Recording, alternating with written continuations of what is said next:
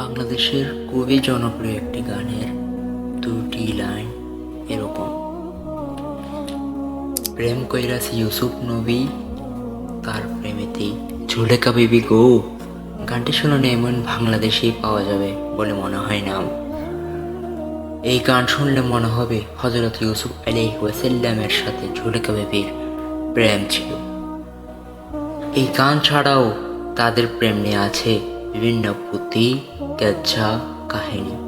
কবে থেকে এসব রচনা আরম্ভ হয় জানি না, তবে এগুলো যে অবাস্তব অঙ্গর রচনা কোনো সন্দেহ নেই। কাহিনীগুলো যে মিথ্যে তা প্রমাণ করার জন্য কাউকে ইসলামের ইতিহাসের পণ্ডিত হতে হবে না। শুধুমাত্র কোরআন মাজিদের সূরা ইউসুফের বাংলা অনুবাদটা পড়লেই বোঝা যাবে যে সূরায় হযরত ইউসুফ আলাইহিস ওয়াসাল্লামের জীবন কাহিনী বলা হয়েছে, সেখানে জুলেখার সাথে হযরত ইউসুফ আলাইহিস ওয়াসাল্লামের প্রকৃতপক্ষে কি হয়েছিল তার বর্ণনাও দেওয়া হয়েছে। এখানে বলা প্রয়োজন, কুরআন মাজিদে জুলেখা নামটি বলা হয়নি। সেখানে তার সম্বোধন করা হয়েছে আজিজের স্ত্রী বলে। সূরা ইউসুফের যে অংশটুকুতে তাদের ঘটনা বলা হয়েছে, বাংলা অনুবাদের সাহায্যে আমরা সেইটুকু সংক্ষেপে বলার চেষ্টা করছি। হযরত ইউসুফ আলাইহিস ওয়াসাল্লাম থাকতেন মিশরের অধিবাসী আজিজের বাড়িতে। আজিজ ছিল তার মনিব। আজিজের বাড়িতে থেকে হযরত ইউসুফ আলাইহিস ওয়াসাল্লাম ছোট থেকে বড় হয়ে ওঠেন।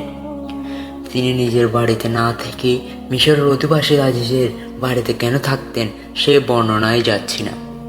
তিনি নিজের সূরা ইউসুফের বাংলা অনুবাদ পড়লে তা বিস্তারিত জানা যাবে। হযরত ইউসুফ আলাইহিস ওয়াসাল্লাম যখন পূর্ণ যুবক হয়ে উঠলেন, তিনি দেখতে অভাবনীয় সুদর্শন ছিলেন। তার সৌন্দর্যের কথা প্রত্যেকটি মুসলিম জানেন। তার চোখ ধাঁধানো সৌন্দর্যে অভিভূত হলো আজিজের স্ত্রী জুলেখা। হযরত ইউসুফ আলাইহিস ওয়াসাল্লামকে সে মনে মনে কামনা করতে লাগলো। তারপর একদিন আবদ্ধ কক্ষে জুলেখা হযরত ইউসুফ আলাইহিস ওয়াসাল্লামকে আহ্বান করে বলল, এসো। জবাবে তরুণ হযরত ইউসুফ আলাইহিস ওয়াসাল্লাম বললেন, আপনি আমার মনিবের স্ত্রী। আপনার স্বামী আমাকে এ বাড়িতে মর্যাদার সঙ্গে থাকতে দিয়েছেন, আমি তাকে অমর্যাদা করতে পারি না। এই বলে তিনি বদ্ধ দরজার দিকে দৌড়াতে লাগলেন। তখন পেছন থেকে জুলেখা হযরত ইউসুফ আলাইহিস ওয়াসাল্লামের জামা চেপে ধরে তাকে থামানোর চেষ্টা করলে জামার পেছনের অংশ ছিঁড়ে যায়। হযরত ইউসুফ আলাইহিস ওয়াসাল্লাম তবুও থামলেন না।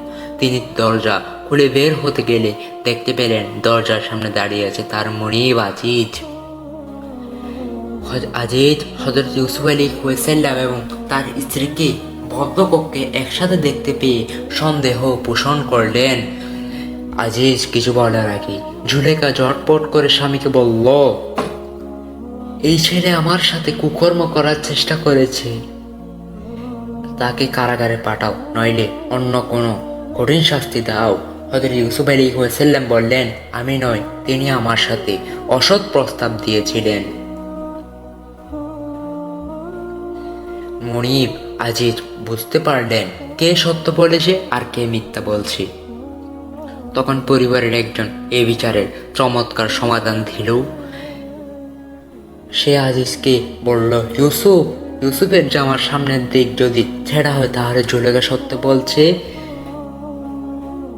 কারণ এতে বোঝা যাবে যে ইউসুফ অসৎ কর্মের চেষ্টা করেছিল। কিন্তু জুলেখা তার থেকে নিজেকে বাঁচাতে চেয়েছিল। আর যদি ইউসুফের জামার পিছনের দিকে ছেঁড়া হয় তাহলে তোমার স্ত্রী মিথ্যা বলছে, কারণ এতে বোঝা যাবে যে জুলেখা অসৎ কর্মের চেষ্টা করেছিল। কিন্তু ইউসুফ তার থেকে নিজেকে বাঁচাতে চেয়েছিল। তারপর আজিজ হযরত ইউসুফ আলাইহিস ওয়াসাল্লামের জামা পরীক্ষা করে দেখল যে তার জামার পেছনের দিক ছেঁড়া, অর্থাৎ তার স্ত্রী মিথ্যা বলছে। আজিজ হযরত ইউসুফ আলাইহিস ওয়াসাল্লামকে বলল, হে ইউসুফ, তুমি ভেবো না, জুলেখাকে বলল, তুমি তোমার দোষের জন্য ক্ষমা চাও, নিশ্চয়ই তুমি দোষী। জুলেখা মুখে ক্ষমা চাইলে মনে মনে অসন্তুষ্টিত হলো। এদিকে গোটা নারী মহলে রটে গেল যে এভাবে তাকে কুকর্মের প্রস্তাব দিয়েছে। নারীরা একে অন্যকে অবাক হয়ে বলতে লাগলো, অসম্রাট করে স্ত্রী হয়ে জুলেখা কি করে এমন নিন্দনীয় কাজ করলো। নারীদের কুৎসবাক্য জুলেখার কানে এসে তাদের একদিন তার বাড়িতে খাওয়ার আমন্ত্রণ করলো। নারীরা এসে তাদের হাতে ছুরি দিয়ে ফল না কেটে অজান্তি তাদের হাত কেটে ফেলল এবং মুখে সমস্যায় পড়ল। আল্লাহর আশ্চর্য মহিলা এত মানুষ নয়, এত ফেরেশতার মতো সুন্দর।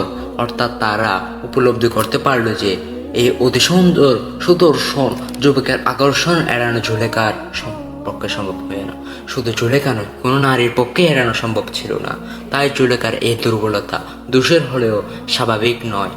জুলেখা তখন নারীদের বলল, এই সেই তরুণ যাকে নিয়ে তোমরা আমার নামে নিন্দা করেছ।